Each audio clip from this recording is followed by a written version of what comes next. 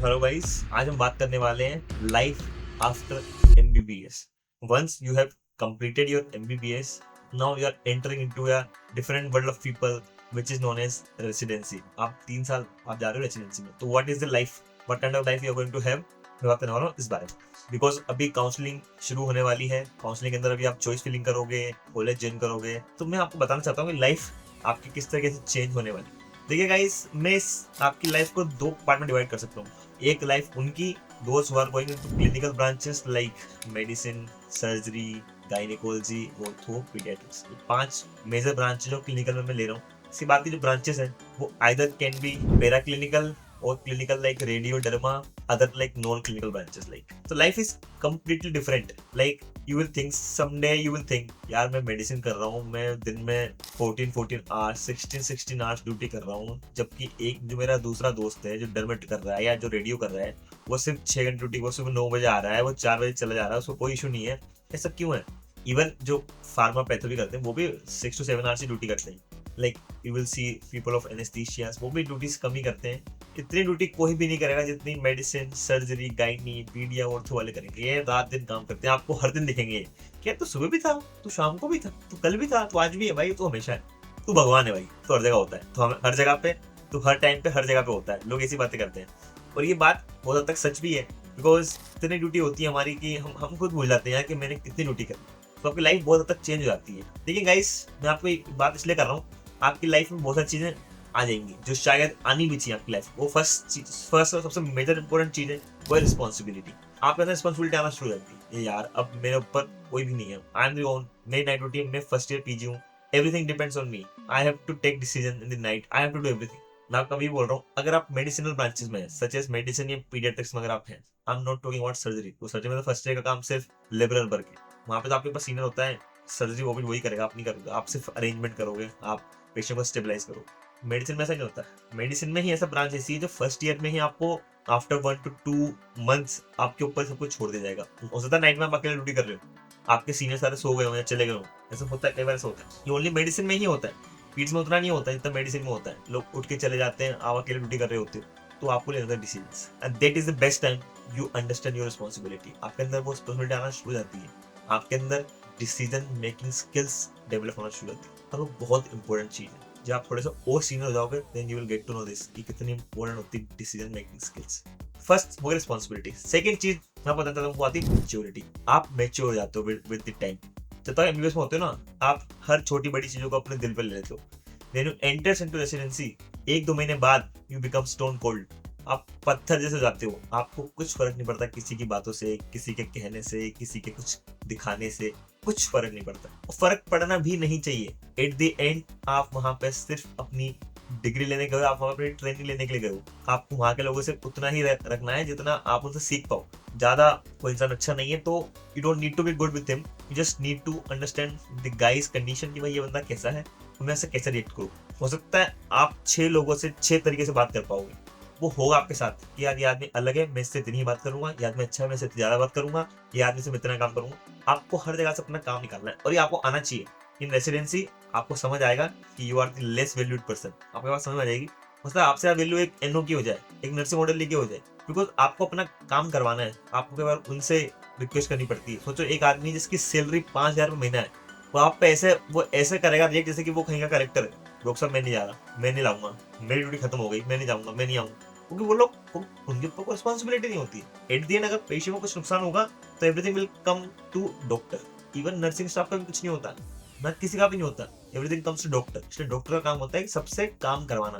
तो this is known as maturity. आप mature होते हो विद टाइम कि यार मुझे कैसे काम करना है, तो रिस्पॉन्सिबिलिटी जाती है, मतलब मैच्योरिटी आ जाती है। इसके बाद जो एक और चीज हमारे अंदर आती है जब इसे करते हैं, वो होती है सस्टेनेबिलिटी आती है, सेल्फ सस्टेनेबिलिटी। आपको चीज समझ में आ जाती है कि आप अकेले बहुत कुछ कर सकते हो डिपार्टमेंट के अंदर। ये आपको समझ में आ जाता है विद टाइम, यार नहीं, I don't need other people, मैं खुद से चेंज ला सकता हूँ। आपके पास, मैं इसलिए बोल रहा हूँ ये चीज, जब आप कहीं पे काम करोगे आपको रियलाइज होगा यहाँ पे तो बहुत सारी चीजें है नहीं, मैं उनको लाने के लिए कोशिश कर सकता हूँ। जब हम लोग गए थे तो हमारे यहाँ पे जो हाई जो एचडीयूज होते हैं, जहाँ पे पेशेंट ज्यादा सिक होते हैं, वहाँ पे वेंटिलेटर्स नहीं थे। हम खुद से लड़ाई करके हमारे एचओडी से, एचओयू से बोल बोल के हमने वहाँ पे वेंटिलेटर्स अरेंज करवाए, हमने उनके अंदर मॉनिटर्स लगवाए, हमने वहाँ पे ओटी टेक्नीशियंस लगाना शुरू करें। ये सब आप करते हो। कई बार आप एबीजी मशीन भी मांगते हो। कई जगह पे आप देखोगे 1 या 2 एबीजी मशीन होती है जो which are not very feasible to work with, तो आप उनके लिए अप्लाई करते हो, आप उनसे लड़ते हो। तो हमने इतना किया था तो हमारे हमारे यहाँ पे एबीजी मशीन भी आ गई। तो इतना काम करते हो, आपको समझ में आता है कि आप अकेले बहुत कुछ कर सकते हो। You are self sustainable. आपको बात समझ में आने लग जाती है। इसके बाद वो चीजें और होती हैं जो मुझे लगता है जो हमारे इंडिया में बेस्ट चीज जो है वो है यूनिटी इन डाइवर्सिटी। आप देखते हो ना कि हमारे यहाँ पे अनेकता में एकता है। वो इसलिए बोल रहा हूँ मैं एक चीज, बिकॉज आप जाओगे, आपके साथ में एक साउथ इंडियन को पीजी होगा, एक नॉर्थ ईस्ट का कोई होगा, एक बिल्कुल कश्मीर का कोई आ जाएगा, एक गुजराती आ जाएगा। You will C lots of persons in single department. तो हर लोग की सोच अलग होती है, हर आदमी अलग सोचता है, हर आदमी अलग तरह से काम करता है, हर का मूड अलग होता है। कई लोग आपसे ड्यूटीज चेंज नहीं करते हैं, ड्यूटीज चेंज नहीं करेंगे, आपसे काम चोरी करेंगे। आपको हर चीज बेस्ट नहीं मिलेगी। आपको हर चीज में बेस्ट ढूंढना है। लाइफ का बेस्ट पार्ट यही है कि you should not expect the expected, you should not expect the expected.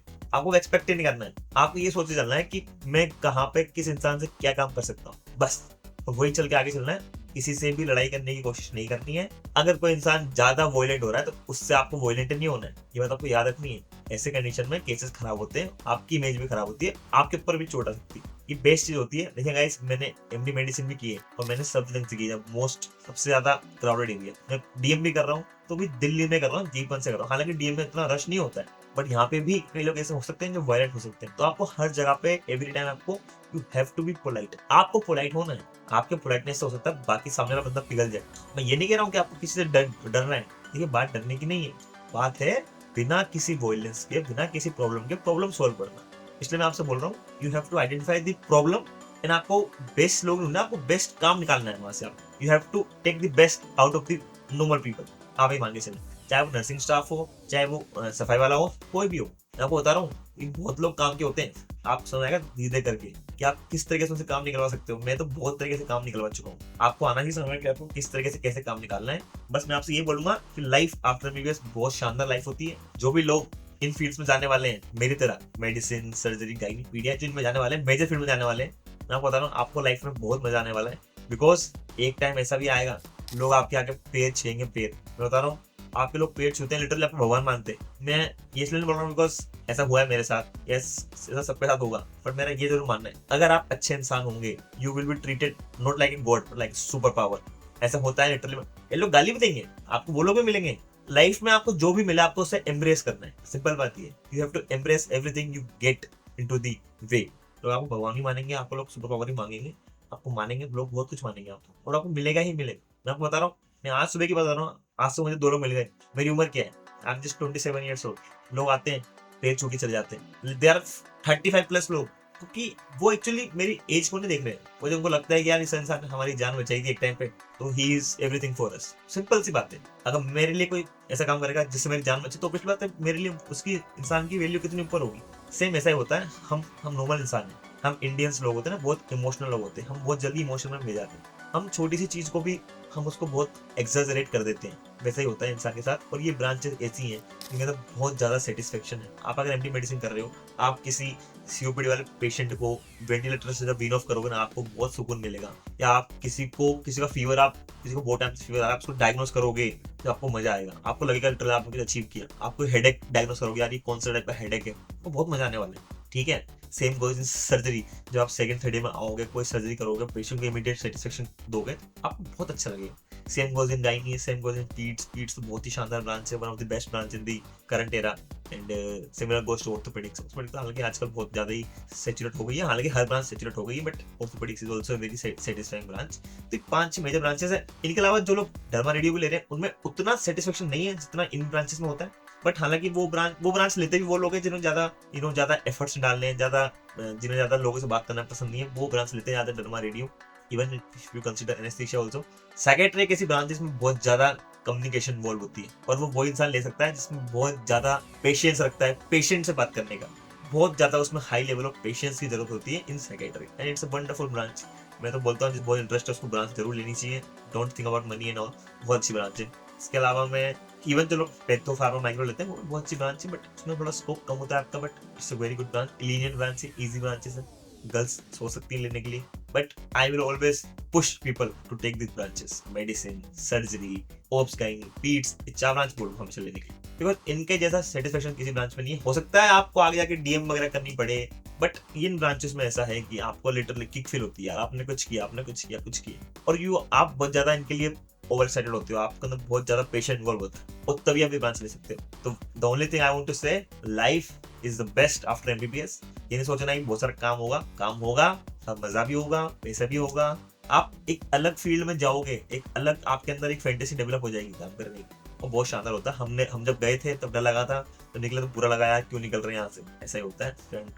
DM enter हो गए, अब डीएम से भी निकल जाएंगे तो फिर ऐसा लगेगा। तो life is too short to cry, just enjoy, embrace everything. जो भी आपको ब्रांच मिल रही है उसको एंजॉय करना है। Every branch is good, every branch is fucking very good, don't feel that thing.